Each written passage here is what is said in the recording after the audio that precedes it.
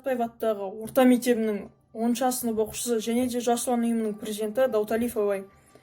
Бізде елімізде болып жатқан карантинге байланысты және де ол карантин кезіндегі жұмыскерлерге арналып жасалған біздің оқушыларымыздың ыстық лебіздерін қабыл алыңыздар. Мен Андижанов Алмас ақпараттық қызметін атқару жөніндегі министрмін.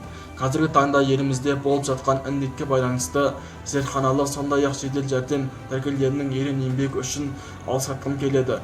Коронавирус жұқтыруы мүмкін деген күдікпен карантинге жатқызылған адамдарға, азаматтарға медициналық көмек көрсеткені үшін емхана, аурухана дәрігерлеріне де рахмет айтамын.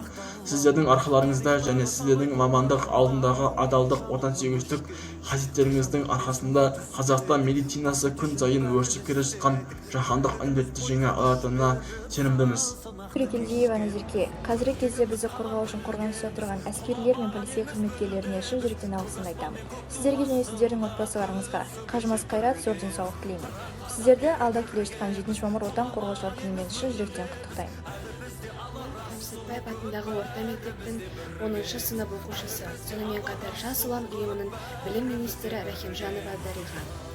Ұстаз ұлағатты есім, шәкірттерін білім нәрімен сусындатып, тәлім тәрбие беріп, жақсы қасиеттерін бойына дарытып, адамгершілік рухта бағыт-бағдар беруде ұстаздың еңбегі зор.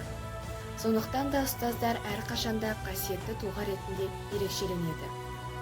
Ұстаз болу жүректің батырлығы, ұстаз болу сезімнің ақындығы, ұстаз болу мінездің күншуағы, азбайтұғын адамның алтындығы дей келе, қазіргі таңда болып жатқан жағдайларға қарамастан білім көшін жылжытып келе жатқан ұстаздар қауымына алғысым шексіз. Демеушілерге, кәсіпкерлерге, дәріханашыларға, дүкеншілерге, әскери солдаттарға және Қазақстанның әрбір жанына, және де осы Алматы облысы Қарасай ауданы Қаскелең қаласындағы әрбір азаматтарға және де Қаскелең қаласының әкімшілігіне алғысымызды білдіреміз.